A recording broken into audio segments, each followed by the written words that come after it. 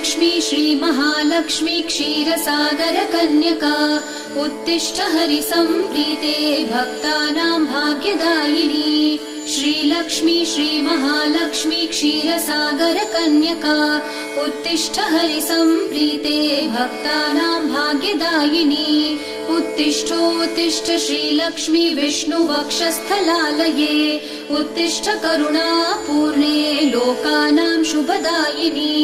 उत्तिष्ठोत्तिष्ठ श्रीलक्ष्मी विष्णुवक्षस्थलालये उत्तिष्ठ करुणापूर्णे लोकानां शुभदायिनी।